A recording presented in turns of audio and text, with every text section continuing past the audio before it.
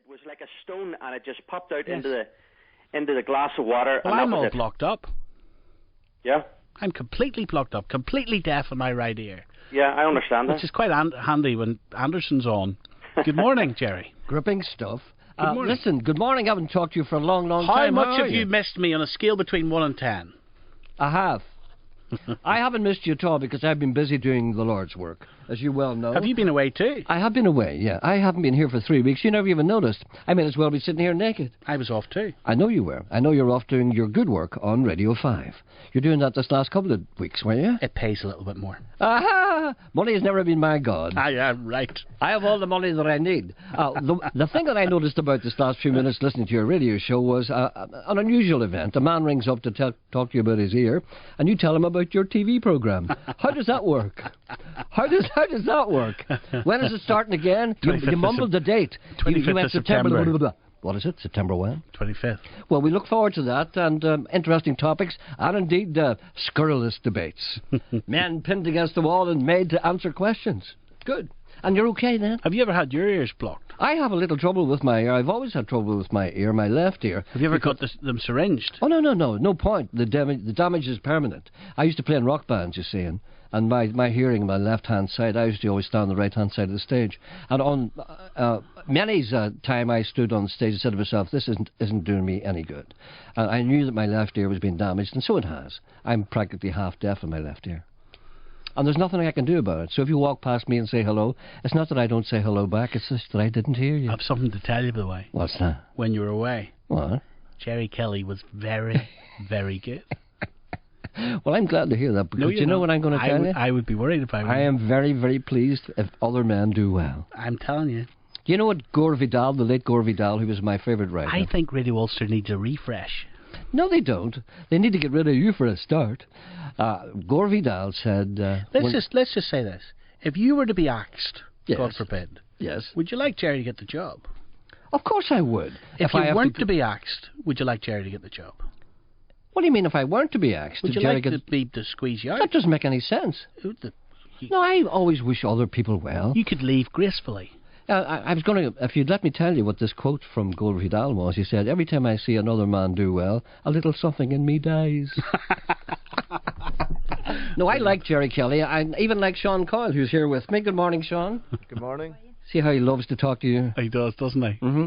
And I like everyone around me, because you know, Stephen, I look at life from both sides now. I've missed you. I missed you too. I actually have. It's good to be back together again. It is. Goodbye. Bye-bye. Anytime I go away... That's what you want. That's what I want. Anytime I go away, when I come back, I always play this. It's a little habit of mine. Many little habits of mine are unhealthy, but this one's, well...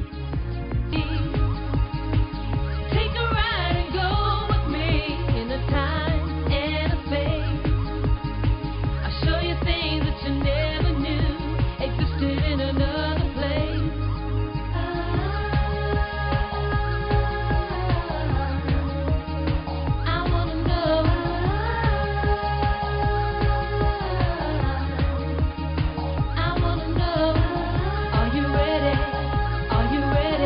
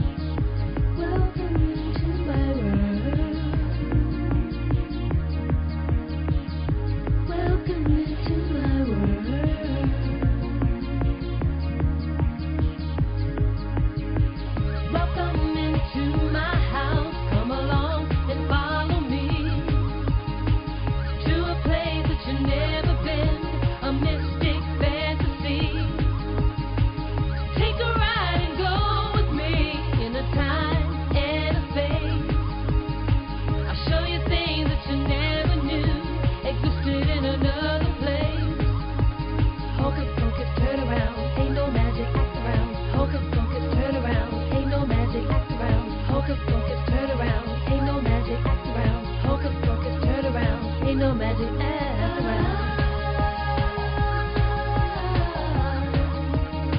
I wanna know.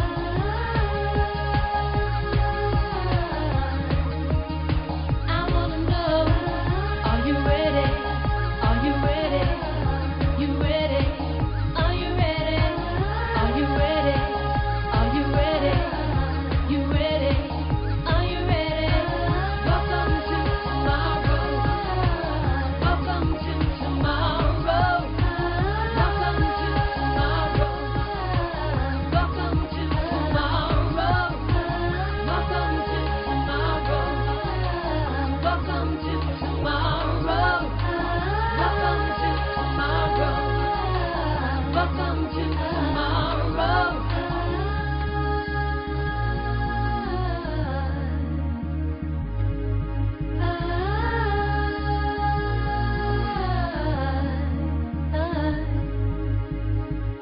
Oh, I love that. That's a song called Welcome to Tomorrow by Snap, featuring Summer. That probably means nothing to you, but it means nothing to me either, because we've had no summer. Good morning, Mr. Coyle. How are you today? Very well, thank you. Can I ask you if you're okay, because you sound a little down. No, I'm not down. Are you not? No. Just checking. Just checking. Brenton in Oma has made me feel welcome. He says, "Hello, Gerry, welcome back. I'm the only listener you have left. Coyle, C-O-I-L, Coyle has wrecked it the last week." It's from Brendan in Oma, so...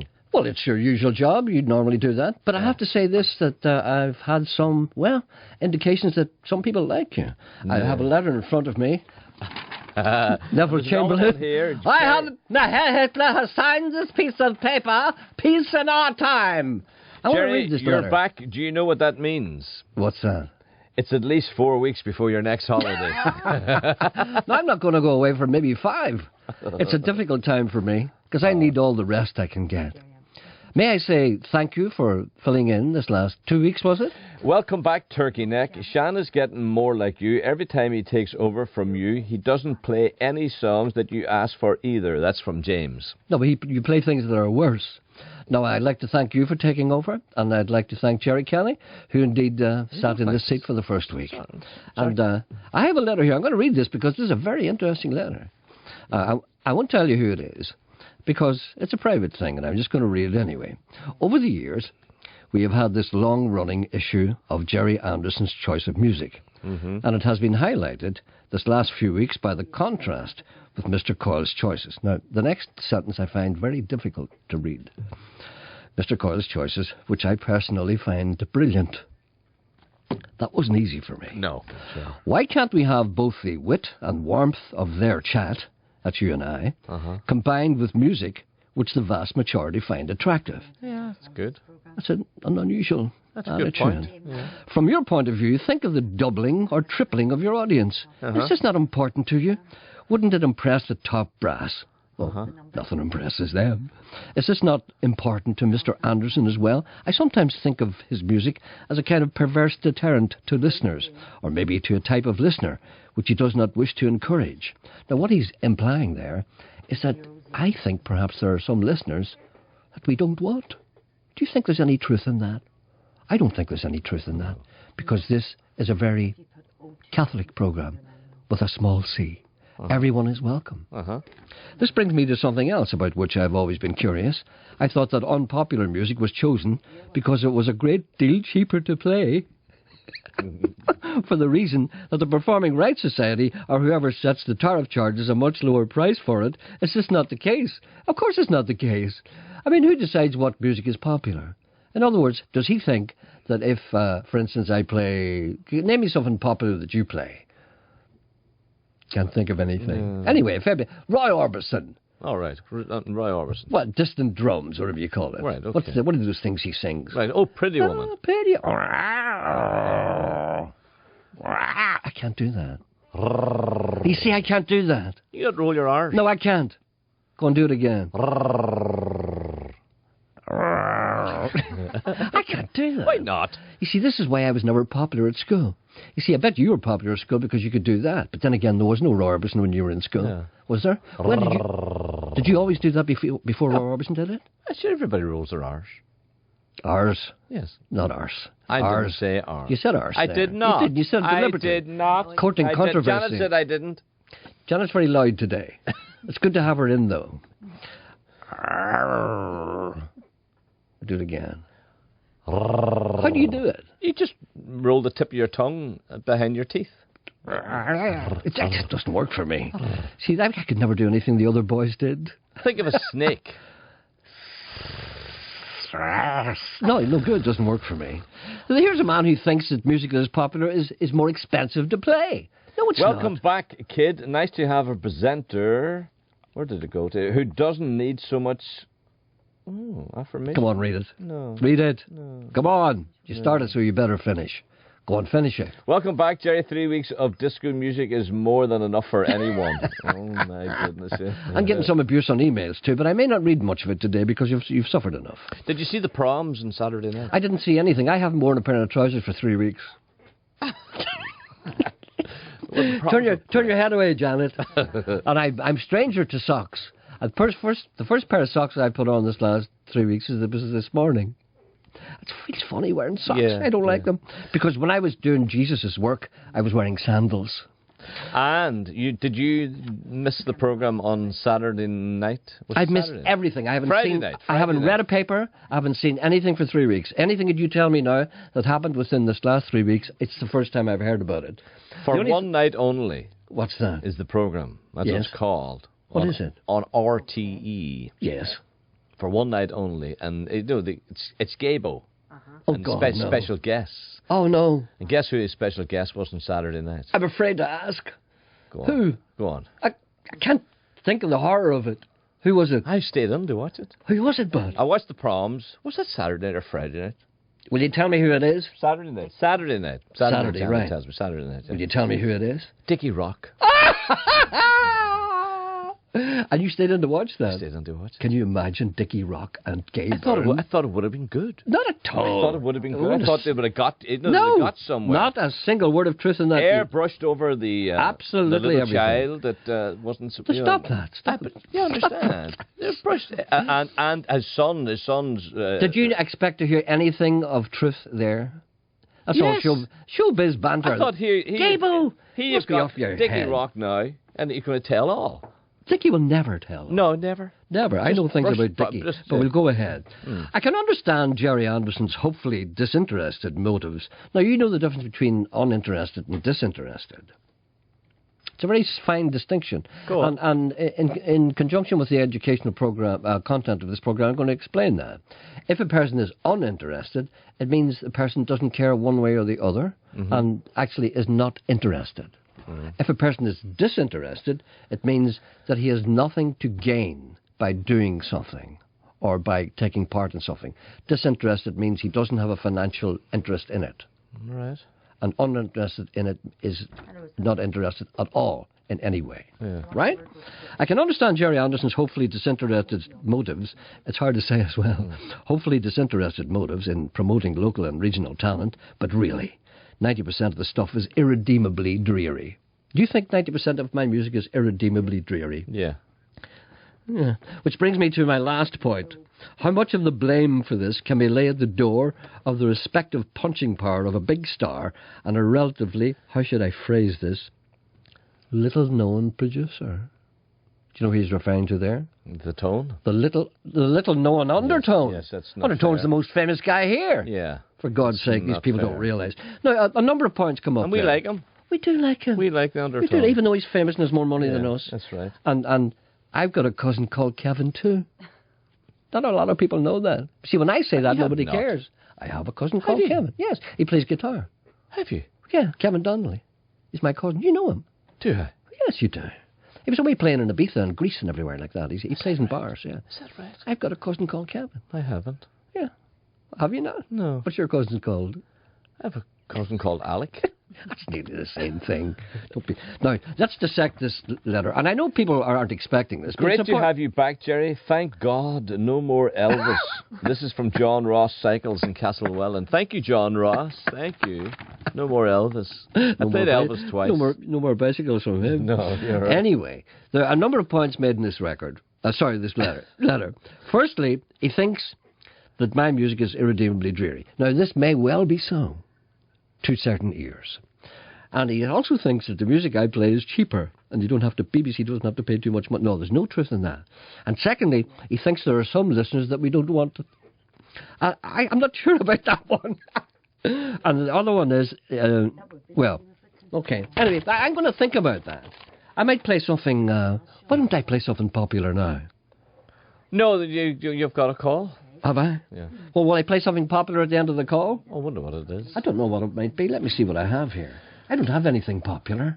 I watched the proms. Oh, hold on, there's Christy Hennessy. They like him. I watched the proms, and then I watched Dickie Rock. And guess who was on after Dickie Rock? I'm afraid to ask. Who? An Hour with Daniel. That was my Saturday night. Oh, my God. Thank God I was away doing God's work.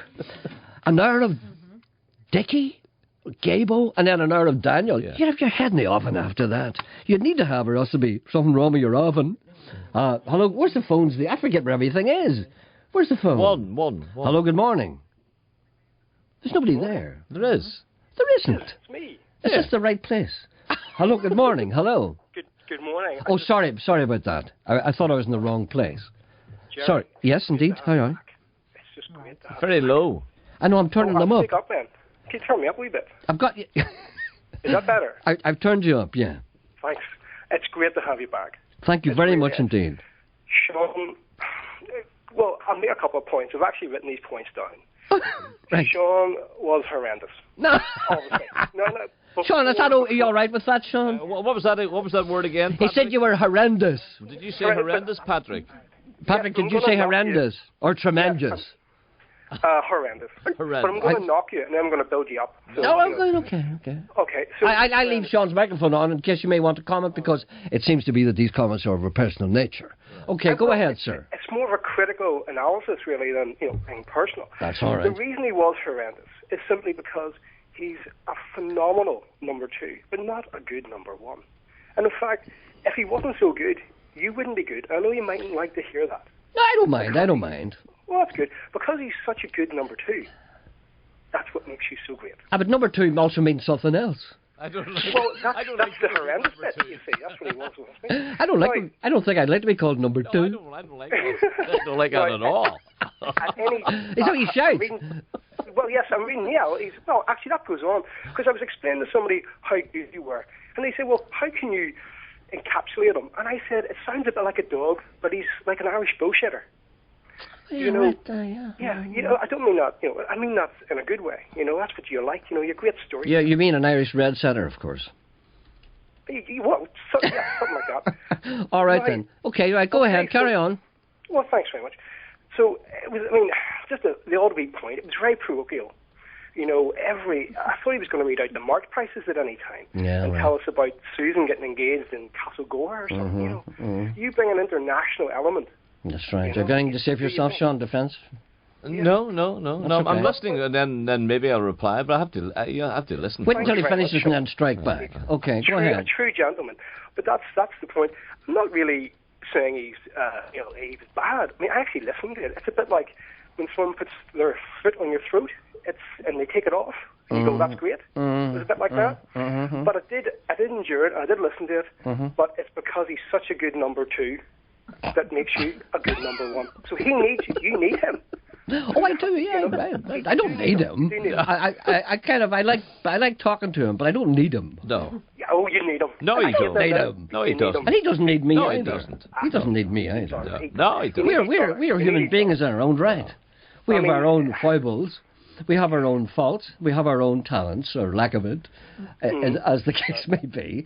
But we're individuals, and we don't need each other. We don't need each other. Well, when you're on the radio, trust me, you do. You really do. All right then. We need you to need each other.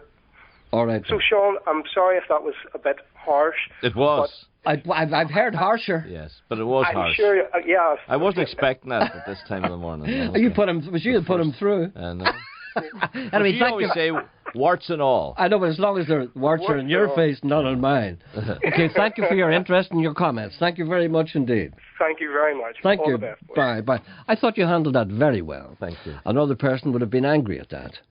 Let's see if I can find something popular. It's not popular? Isn't it? I played that on Friday. Oh, it must be popular then. Did you really? I did. She broke down and let me in.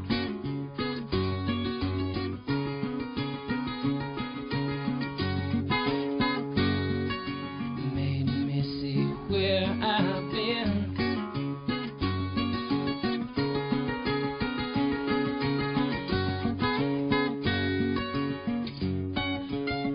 Been down one time, been down two times. Never going back again.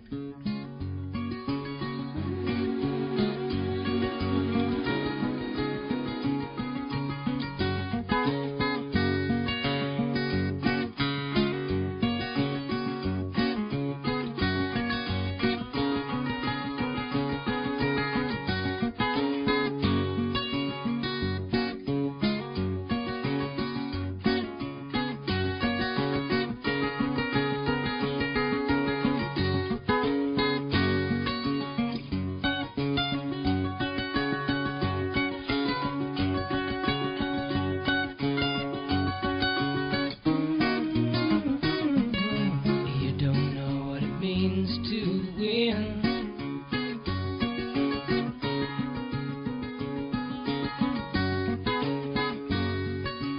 Come down and see me again.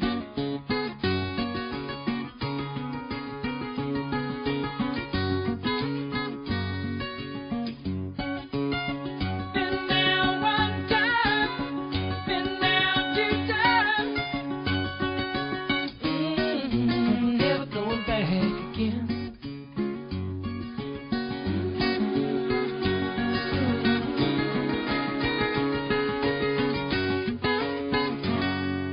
There we go, that's Fleetwood Mac. That's a song called Never Going Back Again. And funnily enough, I played that at an opportune time because during the course of my perambulations over my record collection this morning before you came in, I discovered a great new version of that by an American band called Blame Sally, which is called Live at KVIE Studios. It's a band that's trying to raise money for public television. They're trying to do something about the American TV system whereby everybody watches crap. And they're going to try and open a station where you can watch good programmes. You know, like the BBC. So I'm going to play that after the news. Right. There's a wee call for you. Is there? Yes. Hello, good morning. Good morning. How are you today? Well, I was fine until you come on at 10:30, and from I was out with my dog this morning, and from 10:30 until 10 to 11, Yes. all you talk was a load of crap. I see we're trying to balance this up here, Mr. Coyle. It's nothing to do with me. Well, you're putting the calls through. Oh, well, you're entitled to your opinion, of course. Well, I'm not finished. I know. Go ahead. If you think that your type of music is the 50s, the people who were born or listened to the 50s, 60s, and 70s, if you think it's doing anything for them, well, you're terribly wrong, because even a fella of your age to play some of the stuff that you play is absolutely terrible. Well, you know, the precise point made by the gentleman who wrote me the letter, which I read earlier and Mr. Coyle discussed, and you seem to be in agreement with his sentiments. I listened to Sean Coyle, and I wish if he was on every morning, Yes. I would certainly listen to him. But see, that's all right. Yeah. See, I regard that as being a meeting of minds. You see... Okay. No. What I'm saying is this. I mean, if I'm on my own and people kind of like the things that I do, that's okay, but a lot of people don't. And then if I go away and Mr. Coyle is on, people like the things that he does, which many don't, that's all right. Well, See, you don't kind go of away even- often enough then. And then but then when he and I are together, we don't do anything that we like. No. And everybody hates us. What? No, that's all right. No, I understand your point, and I understand, and it's you're perfectly entitled to make it. Well, would you in future, Yes. I do listen to your programme, All right. but it would be nice if you would play some decent music for a change Okay. to suit the older generation. All right then. Because it's normally the older generation who listen to it. That's not true, actually. Well, it's not normally this program. Actually, quite a lot of young people listen to this program. A lot of students in particular. Oh, does there? Yeah, that's a broad range. It's not just. All right. It's not like Frank Mitchell. Oh, I see. Okay. How to wrap a parcel. All right. Okay, thank you. Okay. I'm going to play something for him that he's never heard of before. Excuse me. How come Gerry Kelly's getting off scot-free? Exactly. We're dealing with him after 11. Yeah. We're keeping him to after 11.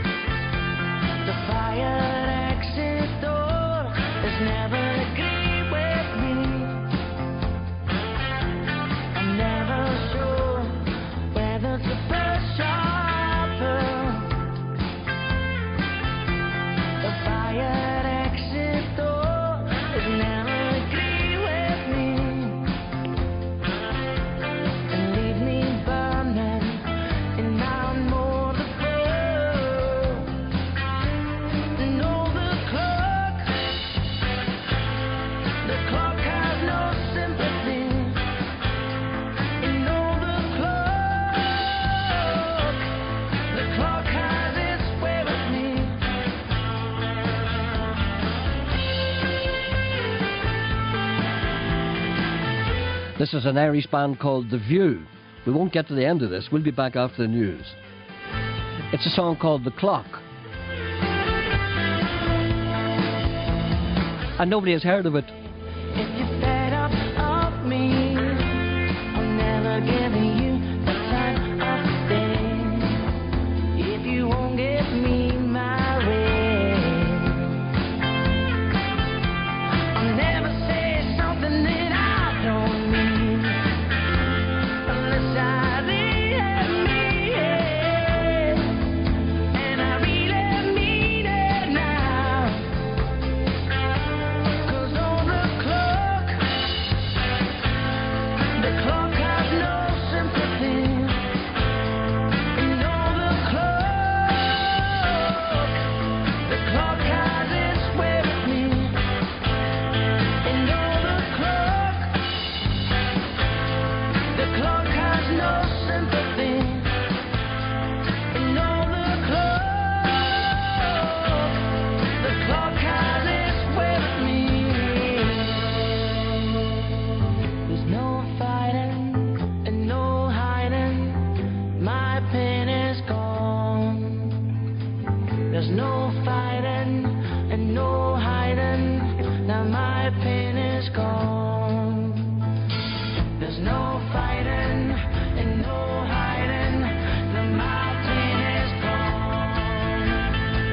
There's no fighting and no hiding, my pain is gone. And the clock has no sympathy, and on the clock has its way with me, and on the clock has no sympathy, and on the clock has its way with me. The clock has no sympathy, the clock has its way with me.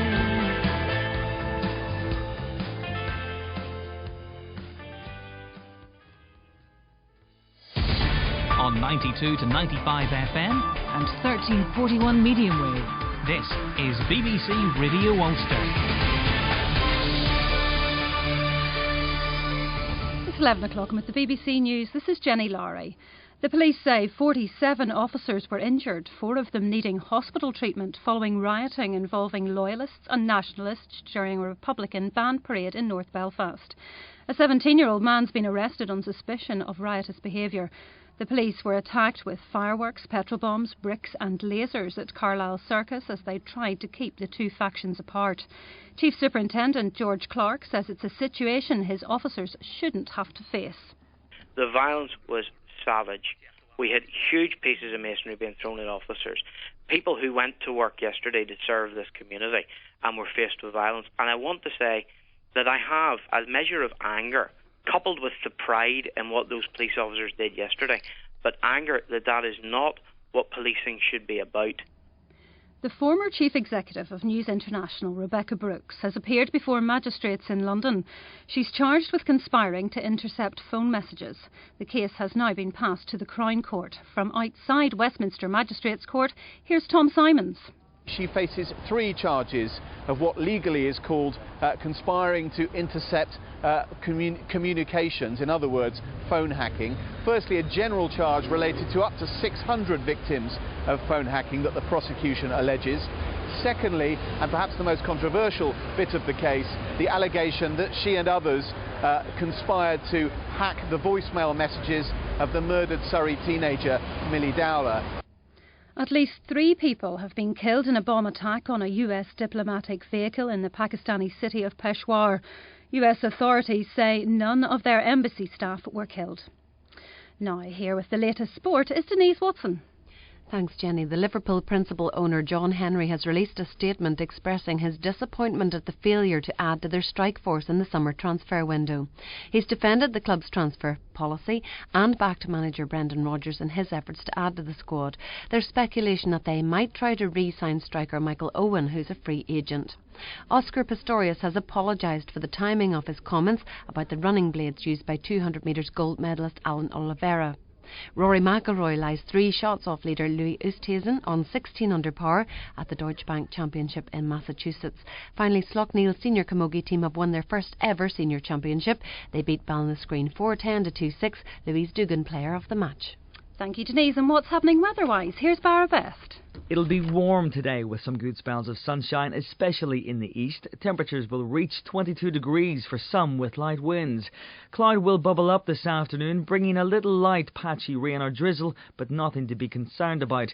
A dry start this evening in Belfast and the east, but a band of mainly light rain will cross from the west this evening with fresh to strong winds, but it will turn drier overnight. BBC News. BBC Radio Ulster. Travel News. Traffic's moving well around Belfast at the moment. In Ballynahinch there's a lane closure on Dromore Street from Moybrick Road to Woodford Avenue until 5 o'clock this evening, and in Newton Abbey the Sallybush Road is closed in both directions from Ballyrobert Road to Mosley Road, and that's also until 5 p.m. Finally, just one flight delay to mention. That's at George Best Belfast City Airport, where the Edinburgh arrival is now expected at 12:15. Laura McDade reporting. Travel News on BBC Radio Ulster. On Talkback today with me, William Crawley, nearly 50 PSNI officers injured in what the police say was a savage and orchestrated attack. What went wrong? Who's to blame? And have our politicians done enough to make rioting a thing of the past? Christians are taking cases of alleged discrimination to the European Court of Human Rights. Is there really a war on Christianity in Britain today? Here's a proposal for dealing with bullying in schools. Should we ban mobile phones in the playground? And 1 in 4 married men let their wives buy their clothes for them. Are you one of them? Or are you fed up being an unpaid dresser? 08459 555 678. We're here from 12. Talk back coming up. 12 o'clock, it's 5 minutes past 11. Popular comedian William Caulfield has sent me an email entitled No Chance. He said, the reason I have titled my email No Chance is because the likelihood of you mentioning my upcoming tour is slight, but here's hoping. Did you hear that? Did you hear that? Yeah. William Caulfield says that I will not publicise his upcoming tour. What do you think of that? Does he think I'm some kind of animal? Does he think I have no feelings? Do you think that I have no respect for his talent? Well, I haven't. No, he's appearing. The autumn tour begins. His autumn tour is called 1 Step Forward and 2 Steps Back. It commences this week on Friday night in the Burnhaven Theatre in Cookstown. Saturday night in Riverside Theatre, Coleraine, where, he says, I witnessed one of your non-performances. On Saturday the 22nd in Portadown Town Hall. Tickets are available from their box offices. Do you hear that? I did that. I hope he'll apologise to me. I deserve an apology for that. Because a lot of people think I'm some kind of animal, some beast in the field. And I'm not. Oh, ye of little faith. My brothers and sisters, we're gathered here today. You're in enough trouble. Stop it. Here's one of my favourite singer-songwriters from Derry, Stoke, Londonderry.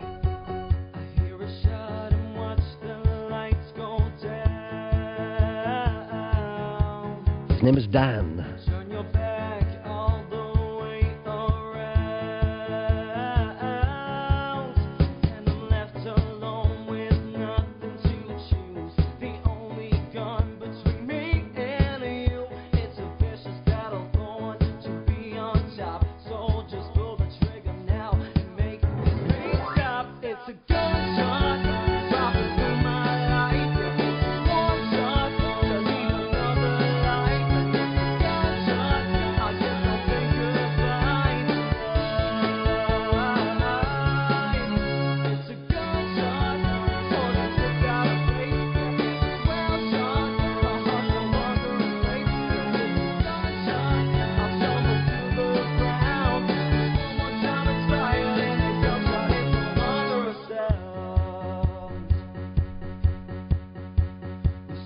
just to reach the end.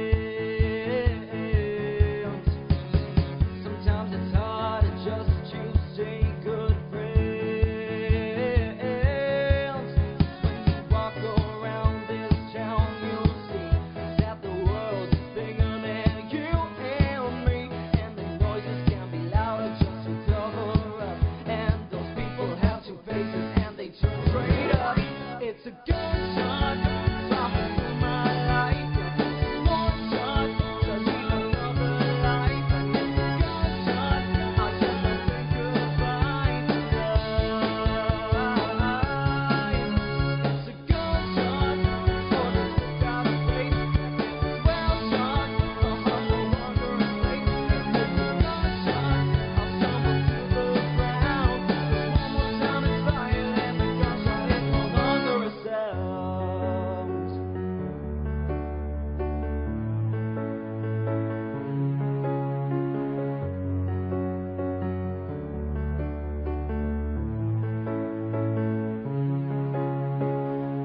So we're here at the very end. A wound inside that will never mend. And the blood is oozing out so fast. And it's hard to know how long I'll last. And I'm struggling just to keep my face straight. 'Cause when I've given it all, there is nothing you won't take. It's a gunshot, dropping through my life. One shot, does leave another life. And it's a gunshot, I just don't say goodbye tonight. It's a gunshot, for the look out of face. It's well shot, a hustle under a slate. And it's a gunshot, I'll stumble to the ground. Just one more time it's fired and the gunshot is no longer a sound.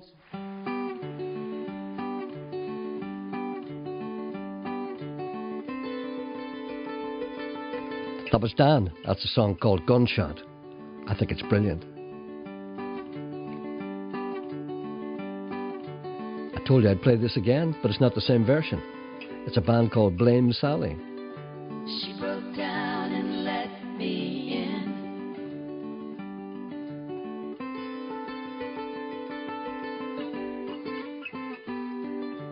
Made me see where I've been.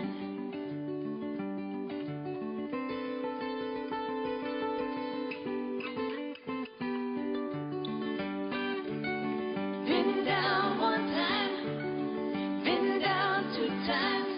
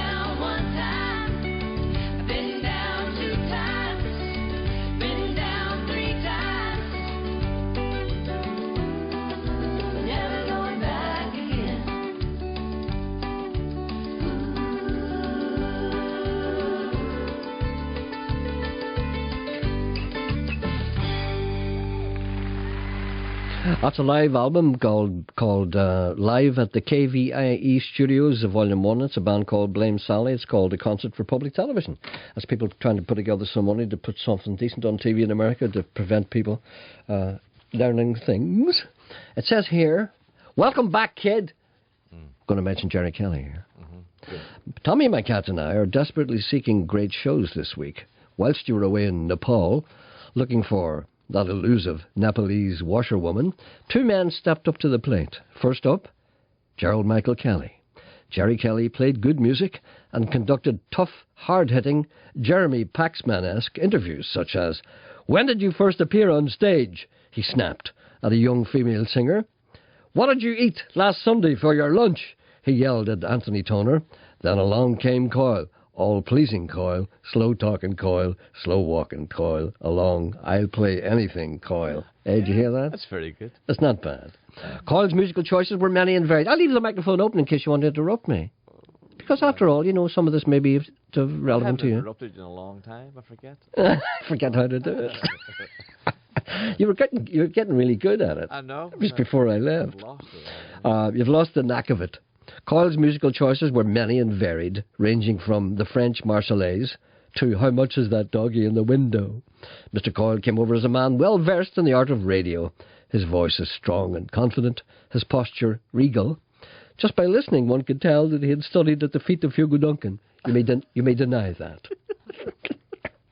Hello, Kathleen. And how are you this fine morning? You what, Kathleen? You want me to play Killing the Pigs in Kerry by Willie John McCracken? What's that, Kathleen? Willie John goes by the name of the Goose Man. Aye, I did know that, Kathleen. Goodbye, good luck. Who's that wee man beside you? Who is he? Your husband. What age is he? 90. You may as well keep him now. Good luck. Tommy, my cat, looked at me and said, well, what am I going to do about this? I'm not responsible for the wrongs of Mr. Coyle, I answered. I speak not of Mr. Coyle, said Tommy. I refer to Prince Harry, soldier, ginger nut, and third in line to the throne. Did you not see his shameful photographs in the sun? There he was, playing pool naked. The pound has dropped lower than the yen for 24 years. The stock market is in turmoil. Old ladies wearing lace cuffs, smelling of lavender, are lying in hospital trolleys all over the country. The DUP have called a special secret meeting. Jim Allister's face got so red, he looked so much like a tomato, that Jim Rogers leapt over him. All police leave has been cancelled, and Mark Durkin is running around in circles saying, is this really the reality? Is it really is? I looked at Tommy standing there like a feline Cromwell and said, be off, you cat, and your puritanical plotting for the tumbrel, the pillory, and the ducking stool. The lad was only having a bit of fun. Never have so many called so loudly over something so little. Tommy slouched away, muttering, I thought everything that happened in Vegas stayed in Vegas. No more, I cried. This is the age of Aquarius. Away with clothes. Let the dog see the rabbit. And the devil take the hindmost. I then threw off all my clothes, ran naked through West Belfast, pursued by a posse of Chinese dry cleaners, brandishing smoothing irons.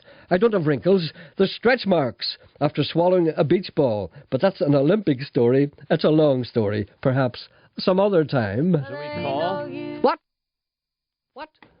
What? There's a wee call. You see, you didn't interrupt me quick enough. You move very fast there. You obviously were training and how do you get your hand? Just you're on that fader like that. Like your man. What do you call him? Bolt.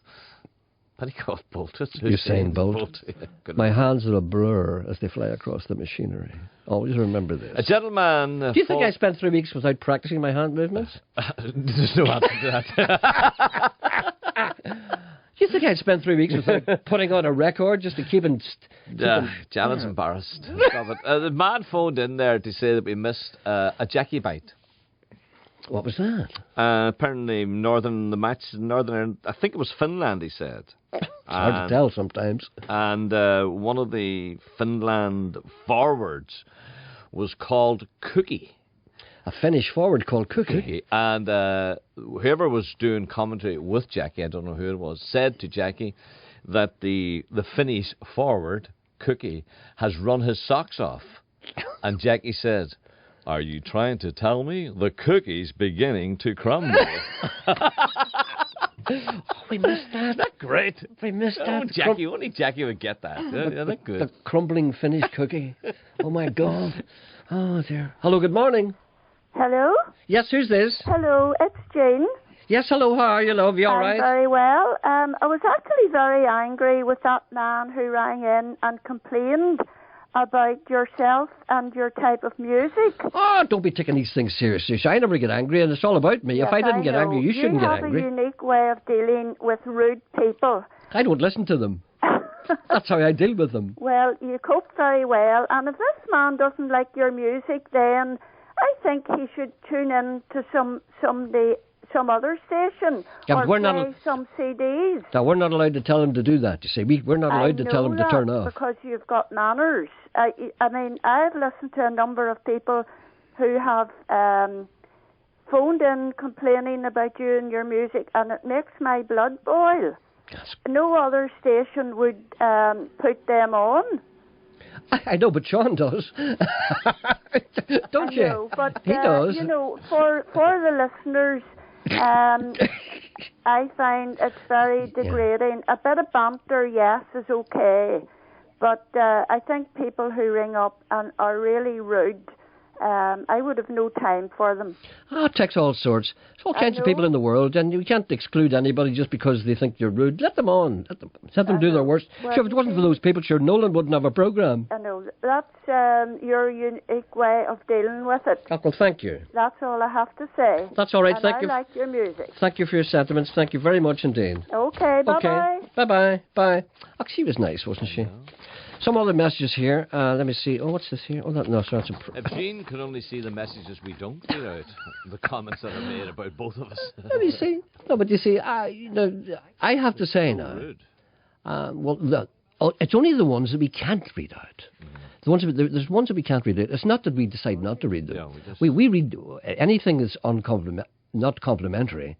Well, I have no hesitation in reading it out, but there's certain things we just can't read because they're dirty. Yes, right. Please play Roxy Gordon's Jesus Blood Never Failed Me Yet. I don't think he recorded that, did he? I don't think so. No, he recorded Indians. And do you know what I'm going to tell you? I've never said this before. I was in Italy there for a while, and every single Italian is an Indian. Hey? Every single Italian is an Indian. Well, I just thought about you. I'm glad you brought that subject up. Yes. I realise now that you're not an Indian. I'm not an Indian? No, you're not an Indian. Okay. I always thought I was. No, you're not an Indian, but I forget the reason why. But let me know about it, and I realised, no, that's why he isn't. I know why. And it suddenly came to me one night in my bed. Right. I said, I know now. You're not an Indian. Why? Why? Why? I don't know why. You're going to tell me. I'll tell you why. Why am I not an Indian? Because you refuse to recycle. That's right, yeah. And you throw your Christmas tree into the River Foyle. An Indian would never do that, and an Indian would recycle. I don't think an Indian would recycle. Yes, it would. No, he wouldn't. The earth. No, they don't recycle. They tend to the earth, but they don't recycle. No. Do you think an Indian would put his Coke tin into a bin? He would. A special bin? Do you think an Indian would just chuck it to one side out in the prairie? He would put it in the bin.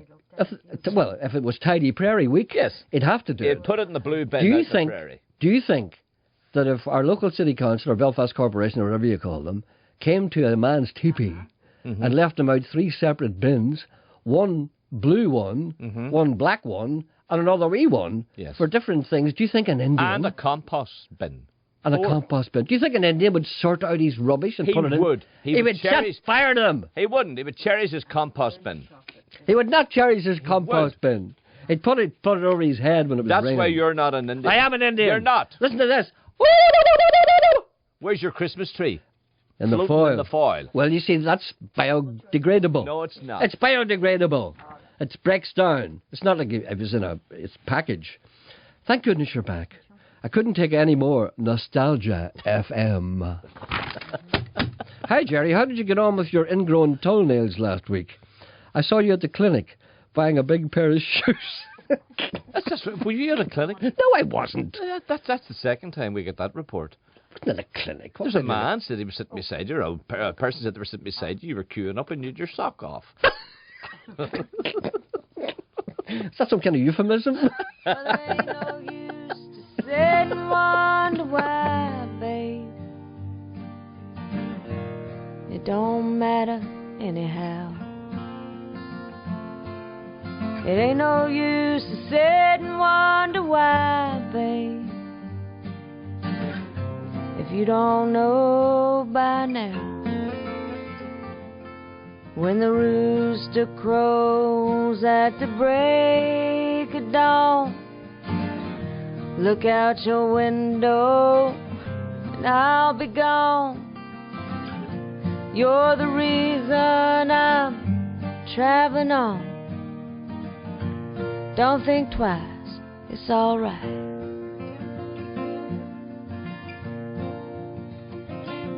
Well, ain't no use in turning on your light, babe, a light I've never known. Ain't no use in turning on the light, babe, I'm on the dark side of the road.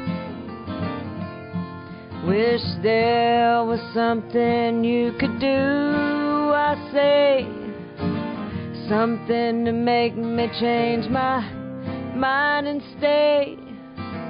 We never did much talking anyway. Don't think twice, it's alright.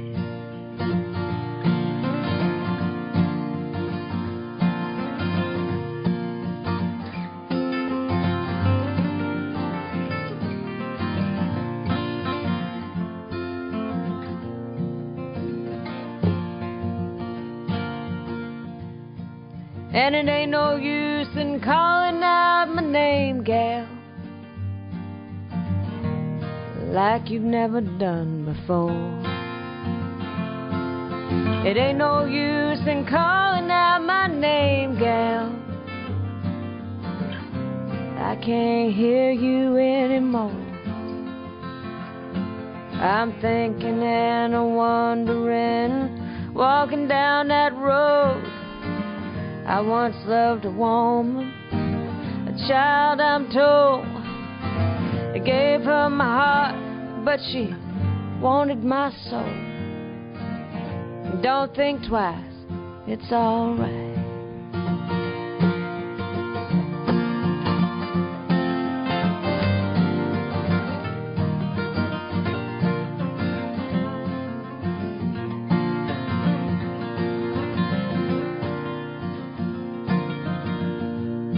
So long, honey, babe. Where I'm bound, I can't tell. Goodbye is too good a word, babe. I'll just say fare thee well. I ain't saying you treated me unkind. You could have done better, but I don't mind. You just kinda wasted my precious time. And don't think twice, it's alright.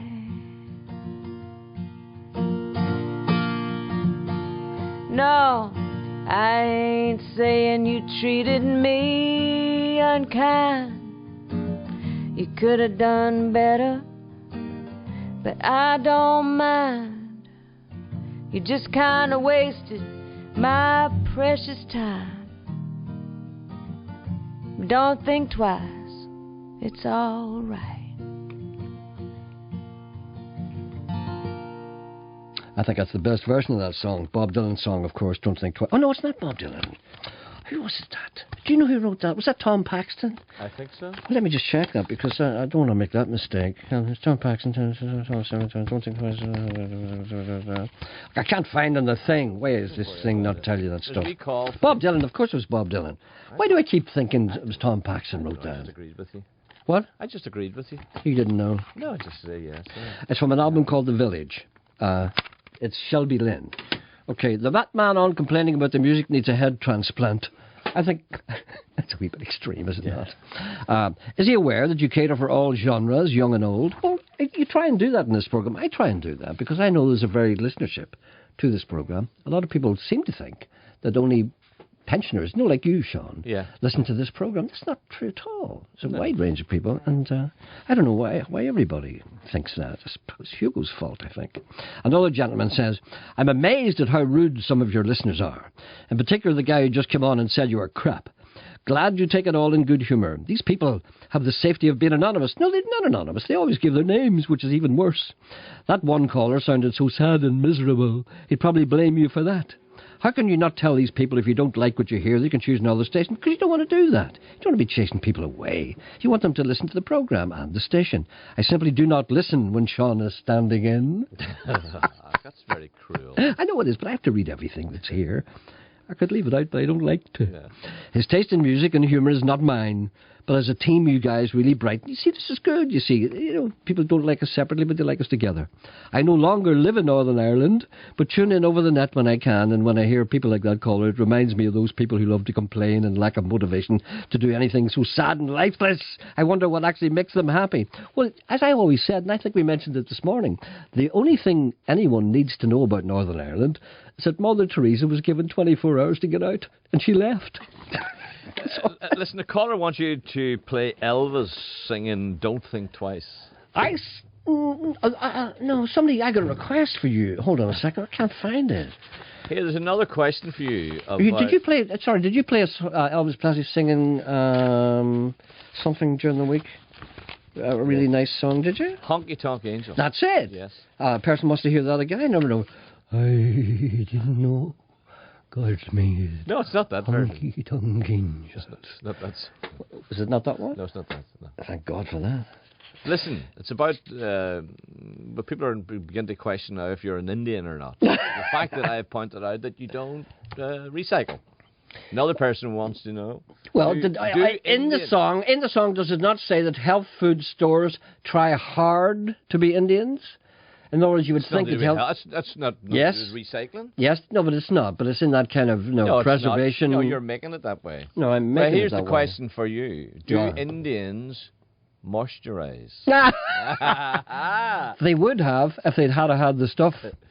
They would have done it. They would have said, I bet you there's many's an Indian slapped on that buffalo fat. You never know. There's an Indian on one. Did you ever see a buffalo? Indian on one. No, an Indian on one. Did you ever see a buffalo? What do you mean, in the flesh? Yeah. I'm trying to think. I was in the middle of a herd of buffalo. No. Do they smell? Oh, they do. So? Yeah, that's what their noses are for. No, they do smell. And I'll tell you a very unusual thing. I happened to be in the middle of a herd of... Not in the middle, because it's dangerous.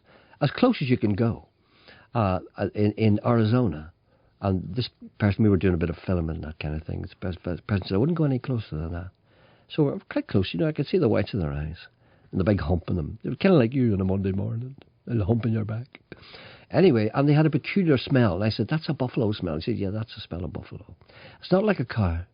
It's not like elephants. Every animal has its own smell, as you well know. It has a peculiar smell. And then about 2 or 3 weeks later, happened to be in this kind of restaurant, right? And they had a buffalo burger. I said to myself, I wonder what that's like. This is what the Indians ate.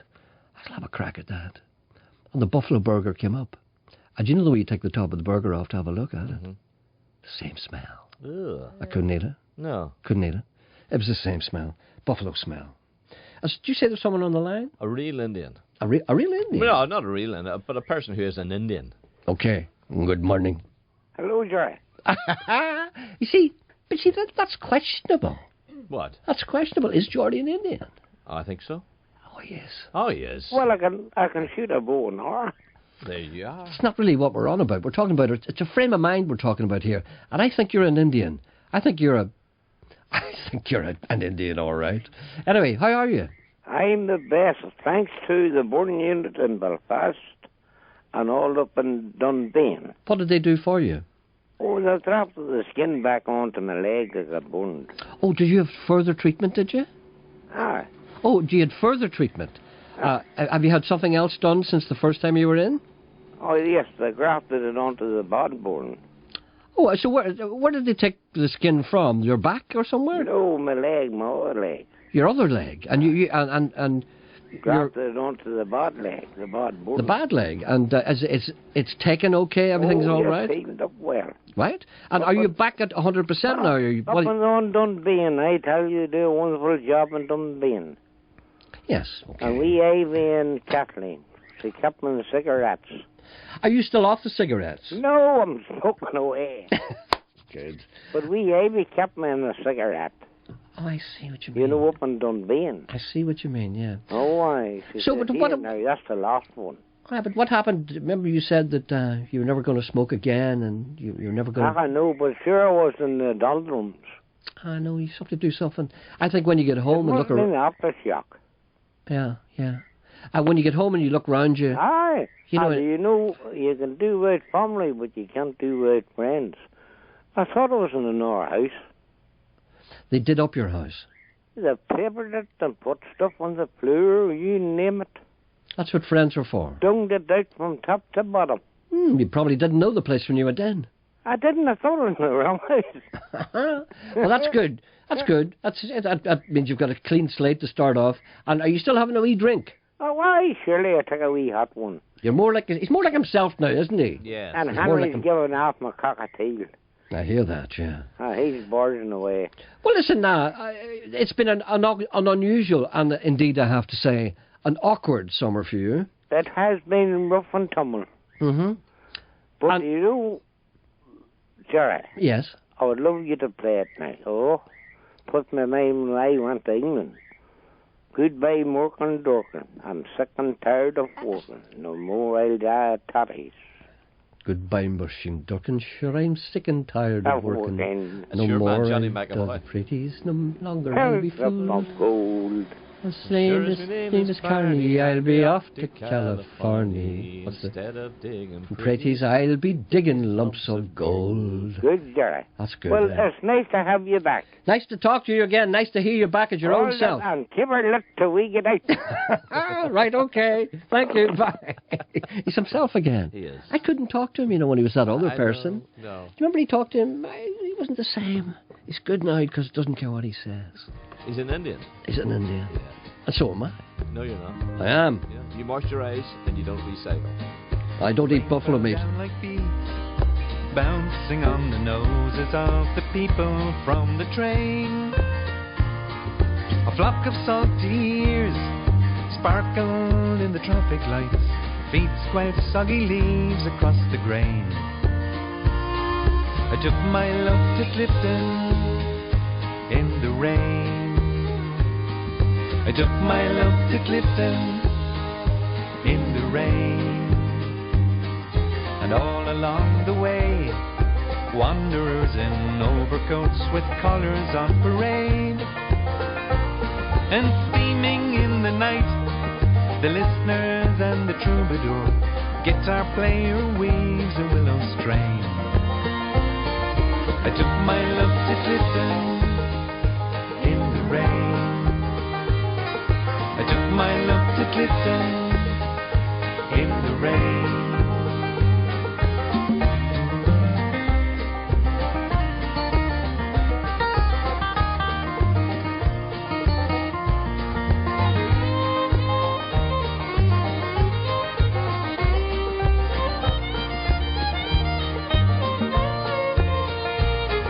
I took my love to Clifton in the rain.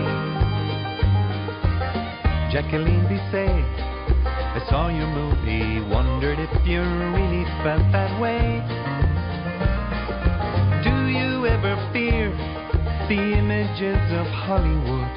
Have you felt the shadow of its pain? I thought of you in Clifton in the rain. I thought of you in Clifton.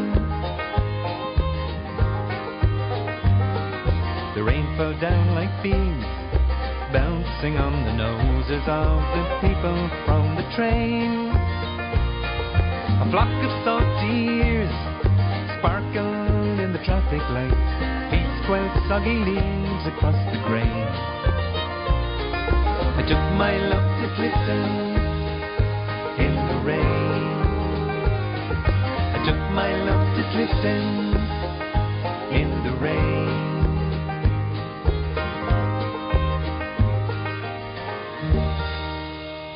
It's a nice song. I haven't heard that for a long time. It's by a singer-songwriter called Al Stewart. Although that's not him singing. That's a fellow called Liam Merriman, who's an Irish singer-songwriter who's very good. That's a song called Clifton in the Rain. Where's Clifton? County Sligo? Somewhere like that? No, is it not Galway? further afield? Is it? Pardon? Wait a minute. Is it down near... Clifton? Is it down near Galway? Westport? Down round there. Galway? Sean, keep out of it, Janet. Sean did a great job. He played Doc Watson for me. Did you do that? I did indeed. Oh, very nice of you. Tennessee stud. What are your chances of yourself ever playing the aforementioned artist? I don't have any Doc Watson and him dead and everything. Just goes to show you. Thank goodness you're back. The Hugo Duncan fortnight was crap. That's Sean in Dundrum. I shouldn't read these things. You should. Mr. Monobrow. Midweek called turkey arse, didn't say that word, but spelt it instead. Did you not say arse and just say A-R-S? No, I said it was a 4-letter word, started with A. Acne? And ended in E, and there was an R in it. Acne. Arns.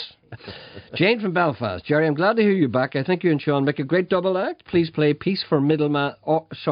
Please play Peace or Middleman from Belfast Songs by Belfast band Livingston, who will be playing the Strand Cinema. Oh, they're very good. They're playing in the Strand Cinema on Sunday night, the 9th of September, as part of the East Belfast Arts Festival with special guests, the Farriers. They're very good too, from Bangor. I must play two of those. I must play some songs from those artists before that and remember to do that again. When did I watch Paul Simon? I don't know. Paul Simon was on over the weekend. It was a live concert, wasn't it? It was great. I watched a bit of it last night. Yeah. That's the band they had in Dublin. Dublin? Yeah, fantastic. Great. Oh, no, not recently. About a number of years ago, he brought that band to Marley Park, and I went to hear them there. Fantastic. Yeah. Great band, best band in the world. Fantastic. Is that the same band then? Same band. Yeah. Oh, that's his regular touring band. Ah, they were great. Yeah, best band in the whole world. Dear Chief Puppet Chin, I also refuse to recycle because that's what they want me to do. An Indian will only recycle if he isn't forced into it. These council types make me mad. The latest thing is that they've banned dogs from our local beach unless they're on a lead. Now, it's getting more like Big Brother every day, and I mean the original Big Brother. Now my wee dog can't go for a swim. I'm going to have to get a 200-foot lead. No, I would agree with that. Shut up. I would agree with keeping dogs on the lead and the beach. In the beach? Yeah. Why? There's people there afraid of dogs. You know, and a dog... But your dog, you're not going to let your dog off if it's going to bite somebody. Yeah, but it doesn't matter. People don't know that. People see a dog running around. The dogs enjoy the waters, we know, and enjoy the sand. A dog running around will be... A dog running around at a beach will be owned by an owner who knows that dog, probably since it was born. And he knows it's not going to bite anybody. Well, or what if you had a big Rottweiler or something jumping about the beach? People would be afraid of it. But you wouldn't do that. How do you know? You wouldn't do that. If the dog looked dangerous, you wouldn't do that because you wouldn't want to frighten people. Now, you know I have a new wee dog now. I know. And I would let that go. Yeah. So what's the beach for? You know, except for dogs to run on and pee at. No, I'm jury's out in that one. All right then. Here's the proof. We seek. Conor Kearney is an Indian, he says. I am also a student at Queen's, currently studying for a master's, and my summer has consisted of being locked up in the library and being hungover in the morning after every heavy session. Usually your show is the only thing that keeps my motivation to face the heavy workload. Your show is the inspiration behind many pieces of academia in uni. Did you hear that? I heard that. Needless to say, your art of talking rubbish has been passed on to me, as it's all I seem to be able to do these days. The last 2 weeks have been an eye-opening experience as to what might happen to your show if you were ever to die. I think it should be called upon the future when you're away doing God's work. I am an Indian, whereas you are not, because I recall in June you used the word tummy. Yes, you did. Well done. Well done, that person. Remember, at least I never said Brawley. Well, you said tummy. I never said colleague either. No, you meant it. You said you were talking about the girls, the athletes, and you were talking about their six-pack, their tummies are so well toned, you said. And I had to correct you. I didn't mean tummy. You said the word tummy. So you moisturise, you use the word tummy, and you refuse to recycle. So that's why you're not an Indian. I am an Indian. You're not. Remember when you were out doing God's work, university work is gravely affected. I remember that. Sean, will you please play a request for Eugene and Tracy Cassidy in Belfast? Something by Susan McCann. They know better than to ask me that. You see. Eamon McCann was on 7 Days a couple of Sundays ago, and the presenter at the end asked all the guests who were taking part in the programme, asked each one, I wonder if that's Sarah Brett. Sarah does that in 7 days, doesn't she? I think the last one was yesterday, wasn't it? I'm not quite sure. Or maybe I'm wrong. Asked all the guests what their favourite comic was when they were younger. Unfortunately, for some strange reason, probably to do with time considerations, Eamon McCann was not asked what his favourite comic was when he was younger. Will you ask him? Who was your favourite comic when you were younger? I would say that I would have preferred the Topper or maybe the Beezer. I fought many's an afternoon over the Beezer. I loved it. Maybe the person means comedian. Do you think so? Comic? No. Do you, whenever I hear the word comic, no, see, comic, people in America call a comedian a comic. See, what would Sarah Brett say? Sarah Brett being... She would say comic. No, she wouldn't. Would she? No. Comedian? No, Sarah would say comedian. She'd say comedian. No, yeah. Sarah would say. She meant comic, but you wouldn't say comic, would you? What was your favourite comic, by the way? My favourite comic? I think mine was the Topper.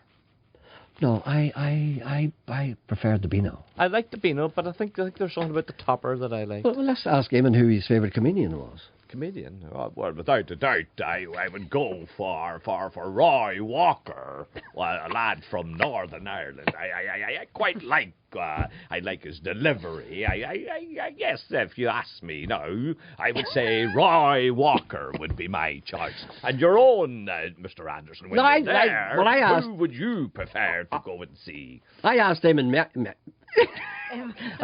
Malley that, who his favourite comedian was, and he said it was Larry Grayson. And I said to him, well, do you remember what was his catchphrases? And he said, yeah. He said, move the muck in here. Look at the muck in here. Look at the muck in here. Shut that door. Shut that door.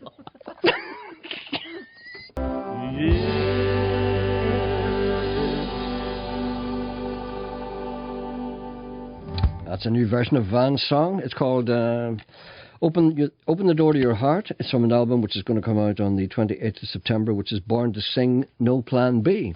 Good title. Gerry, the thing about your music, and this, I don't want to keep on about this, but, we'll just do it today because we're nearly finished now anyway, and a lot of people are sending in messages. The thing about your music is a small percentage is crap, but at least it's crap you've never heard before. Well, you see, isn't that good? Yeah. The thing about Sean's music is small percentage is good, but the rest is crap that we've heard many times before. Thank you for cheering me up, says a man, a Bulgarian fan from Newry. His name is Zadravo Dotkov. You see? How about that? Your original taste in music and sharp as a blade humour and wise tongue is something that made me feel related to Ireland beyond understanding.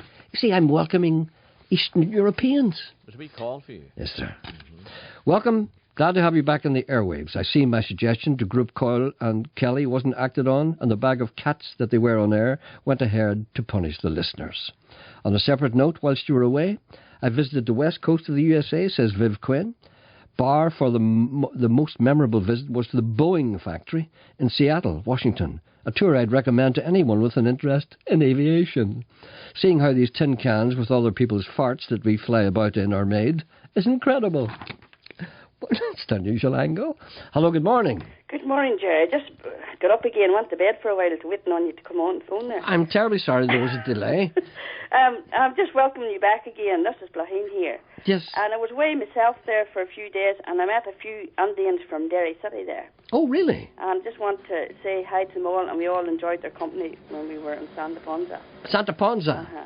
Right, okay. And Kathleen Bradley and Monica, and they go to a wee luncheon club there in Derry on a Tuesday. Mm-hmm. And I was just thinking how Geordie's doing well and all again. You and Sean could nearly go out around them wee luncheon clubs and have a wee show instead of ganching it all there in the wireless. No, I think we're going to steer clear of the luncheon clubs for the meantime. Geordie, what's your spot? No, I wouldn't bring Geordie anywhere. And Jim Kelly there driving the buses around Derry as well. Mm-hmm. Jim and Joanna. And all okay. The people I met, and Joe and Helen O'Connor from Dungiven. You had a nice time in Santa Ponza then? Very good.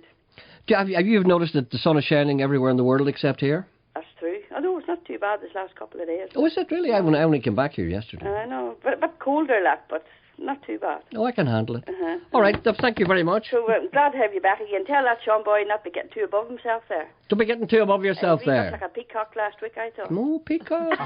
Peacock. Go a bit of the old Bertie. You know, but picky of himself. Oh, he's a bit of a Bertie. All right then, thank you. Bye. Bye, bye. Turning Bertie. Tell Gerry the View. I said they were from Ireland, but they're from Dundee. And they played a song called The Clack. They're very good. They're playing in the Limelight this Friday night. Go and see them in Glengormley. Hello. Sean Glengormley? Is that a name? They're playing in the Limelight's not in Glengormley. That's Sean. Oh, Sean from Glengormley. I forget people's habits. But would you ever say Gerry from Derry? Would you? I would never say that. Why? Who cares? John Wayne's cousin's on too. Is he? Hello, good morning. Good morning, Gerry. Welcome back. Sorry, you've been described as John Wayne's cousin, and I don't know why. Well, it's near enough, Gerry. What's your name, Morrison? No, Porter. No, first name's Wayne. Wayne Porter. Uh-huh. You sound like an American country singer. No. All right, then, go ahead. No, you're claiming to be an Indian, but you couldn't eat buffalo. I couldn't what? You couldn't eat buffalo? I couldn't eat buffalo, no. You see, I would say that automatically disqualifies me right away. No, but sure, what do you think the Indians lived on? I know buffalo meat. But do you know what they preferred most of all? And I told you this before, and you didn't believe me. The Indians didn't particularly like buffalo. If you were an Indian on the plain, right? Yeah. And you had a choice of any particular meat. We'll go to McDonald's, would No. What would an Indian choose? And I'm being serious now. If you said, right, Indian, would you like some buffalo? Would you like some chicken? Would you like some steak? Would you like a bit of pork? Or what would you like? What would you prefer? Do you know what the Indian would say? Go ahead. Have you any mule? Mule meat. Yeah. Mule meat. They loved. They couldn't get enough of mule meat. They loved it. Excuse me. I talked to Wayne last week in your absence, and Wayne told me that he is a distant relative of John Wayne. Is that a fact? That's true. Yeah. Is that why you're called Wayne? Is that why you're called Wayne? No, it's just a name that has landed on me. But no, the relationship will be right enough. Well, what is that relationship? Well, there was Morrison's and McGranny say, but she actually remembers John Wayne's. I know I'm reiterating what I told Sean, but she remembers John Wayne's father came home from America and he brought wee Michael, as he called him, with him. Is that right? Because he was only a couple, about 3 or 4. But she remembers playing with John Wayne as we know him. Is that right? And then he went to America and didn't like it, and then he came home for a winter, but then he had other kids out there, so he went back to the wife and the Waynes come the springtime. But she remembers playing with wee Michael, as she called him, as a child. Are you serious? Uh-huh, yeah. Well, his name was Marion Morrison. Oh, yes, Michael Marion Morrison, yeah. That's right, Michael Marion Morrison. And he came, and apparently he was related to Morrisons from originally from Randallstown. Do you know anything about that? Well, I heard that, but actually, I must have believed that it comes from Kingsbridge, Ballerony direction. The Morrisons in there. Is that right? Have you researched that? Have you checked that out? No. You should check it out, because that'd be a good story. Oh, well, sure it's a good story, no matter whether you check it out or not. No, it'd be a good story if you found out that it was true, And it might be a good radio programme to try and find out. Yeah, wouldn't it be a good radio programme, wouldn't it? Who do you think you are? My uncle, George... John, who do you think you are, John Wayne? He's walking in here. No, but my uncle, George Coburn, who died when I was about 8 or 10, he was John Wayne's spitting image. He was his double. Is that right? Honestly, he was his spit. Yep. That's so interesting, that. But I remember talking to... Buffalo, mate. I remember... Gerry, have you ever tried to eat kangaroo? Oh, I've never eaten kangaroo, no. It puts a course spring in your step,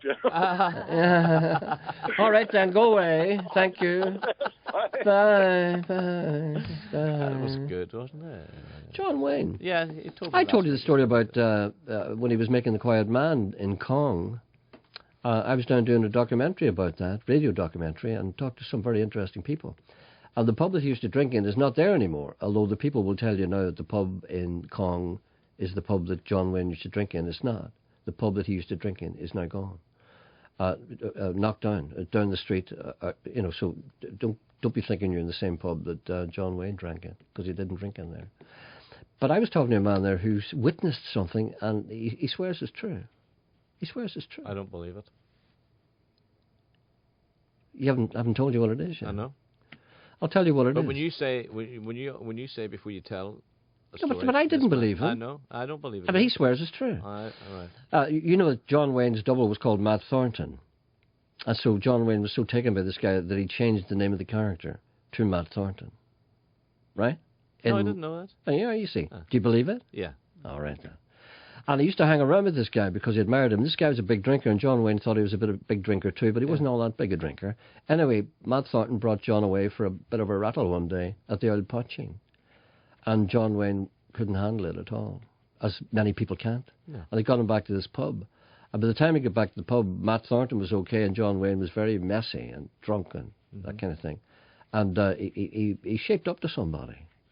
And the fella said to him, "Who do you think you are, John Wayne?"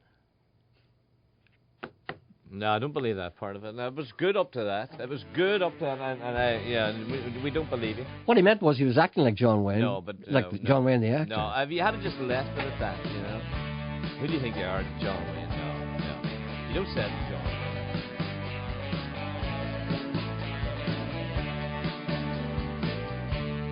Wayne. You could be anyway. This is Brona Gallagher's new single. It's called Make a Move. Packing up your hotel room, forgetting things like I know you do. You might be looking through photographs of me and you. You could be in someone's arms. Yeah, my place to think like this. Baby, make a move on me. A little one that I can see. This time it can't come from me. I'm trying to be a lady. You could have anyone. These are busy days and I for one don't wanna cause no trouble here. I'm just telling you the coast is clear. 'Cause I fell out with my man last time. It was really you who was on my mind. He caught me staring at my telephone. 'Cause you said you'd ring when you got home. Baby, make a move on me. Just a little one that I can feel. 'Cause this time it won't come from me. I'm trying to be a lady. Oh, baby, send a note, that's all. You don't even have to telephone call. When I can meet you back where we left off, you can be my baby. Your name's in lights. You look so right. Be mine tonight. Just squeeze me